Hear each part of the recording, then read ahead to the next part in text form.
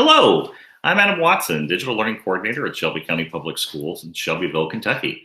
Welcome to our podcast series, Shelby Speaks, Looking Forward. We chose that subtitle for two reasons.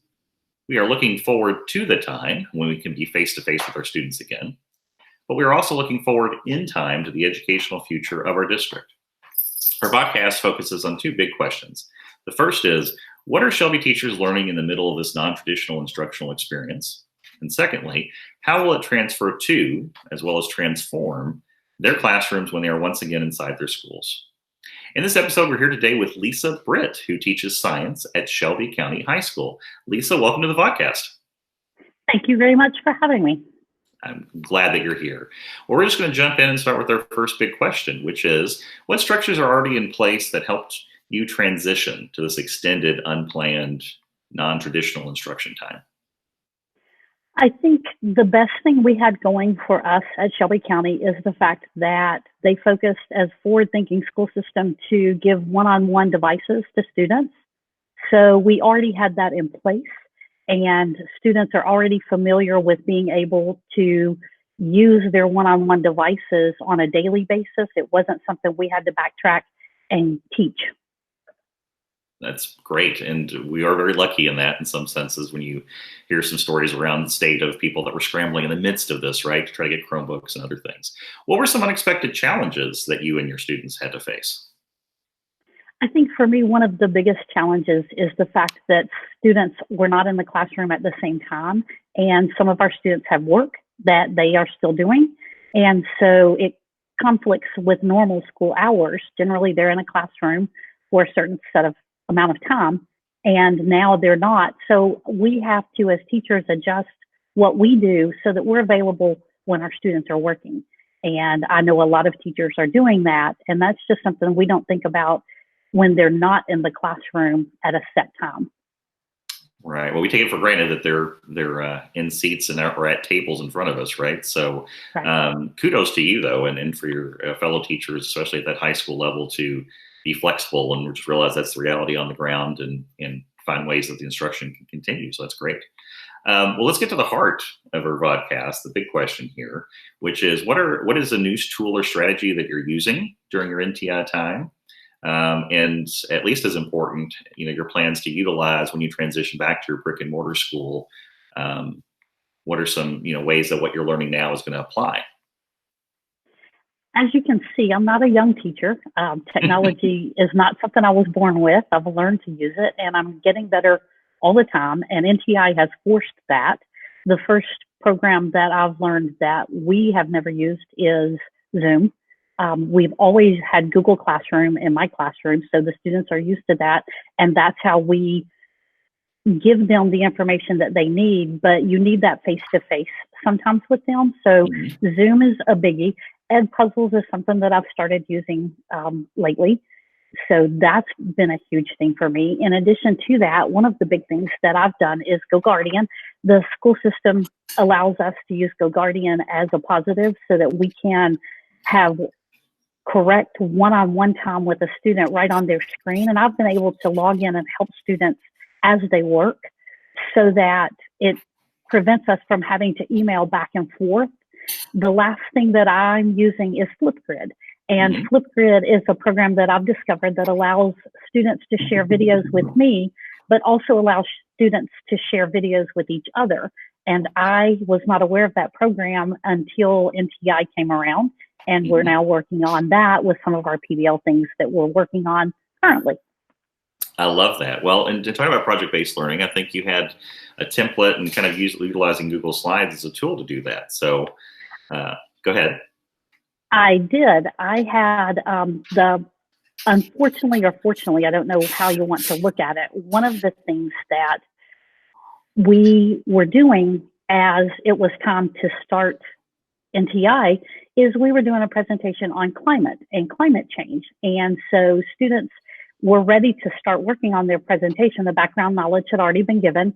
And so when we left, they had to do a PBL on climate change. And one of the things that students created was a climate change video or I'm sorry, slideshow. However, they had to have their script at the bottom of the slideshow so that the students would see the top, and I would be able to go along with them on what they really wanted to say about their slideshow in their PBL presentation.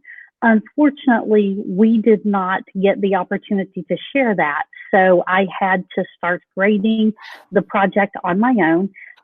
With some feedback from them, Google Classroom allowed me to give them that feedback, to give them opportunities to make changes and to correct things and to add as they went along. However, we know we will not get to present in person. So that grading was the only way that we had to see what they had actually learned from the project. I love the scaffolding you provided with and inside the speaker notes. And I noticed that on the first title slide, and one of the last things it mentioned looked like it was something about our profile of a graduate. So just talk a little bit about that. How was that incorporated? Right. Profile of a graduate is something that we've tried to incorporate in every project that we do. And in this one, we are global citizens because the climate change problems relate to the globe and not just to our country, our class, or our state. So they had to focus on being a global citizen and how does it affect worldwide. So they could choose any country that they wanted to, any area that they wanted to address, whether it was climate control or whether it was pollution or whether it was water, the water system and purity of that. So they had a lot of options that they could do, but profile of a graduate, being an effective communicator, was part of our presentation, and then being a global citizen was the other part that we hit for those two areas for this project itself. I love it. I love it. Just real briefly then, based on kind of going through this experience, is there anything that's kind of influenced your thinking that when you have that PBL, for example, back in the brick and mortar location, back in your classroom, right? Is there anything about this process that's made you think, I might do something a little differently?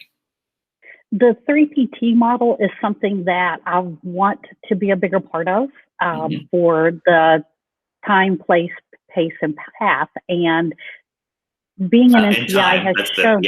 And time, yeah. And in that, the NTI has shown me how critical that can be, because students did work on what they wanted to do, but I could give them one-on-one help still.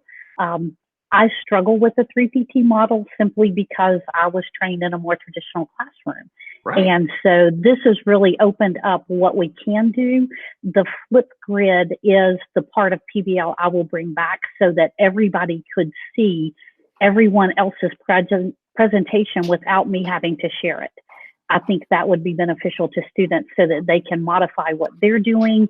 If they see that somebody did something a little different, they could maybe build on that as well, or they see things that didn't work and they can change their project once they see that it didn't work. So I think Flipgrid for me is what I'm going to take out and back into the brick and mortar classroom more than any other thing that I've done with my PBL projects. I love it. And I love Flipgrid. I'm a fan. All right. Well, last question for the day is, if you could go back in time and give advice to your pre-NTI self, we talked about, bringing Flipgrid back as a tool, but what other advice might you give yourself if you go back in time, what would it be? I think what I've learned most is to value my one-on-one time with my students.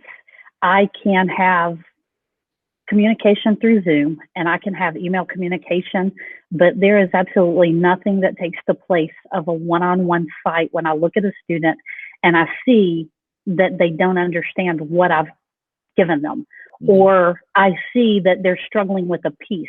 I can then go back and help that student one-on-one.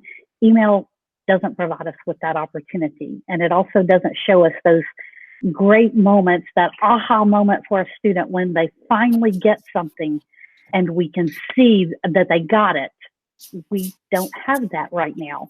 And so I think I won't take that for granted. That's what I've taken away from NTI, is I will value those moments every classroom from here on out. Oh, I love those words, and it's so true. I mean, even to give yourself credit, it's not as so much as maybe even taking it for granted. Maybe it's just as much as doubly appreciating it, right? Because that face-to-face opportunity is great, right?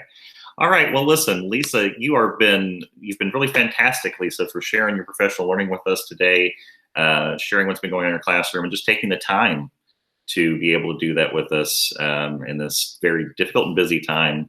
Again, we really appreciate you. Thank you. Be sure to check out our Shelby Speaks Looking Forward playlist on our Shelby County Public School YouTube channel for more of these podcast episodes. And until then, thanks for watching.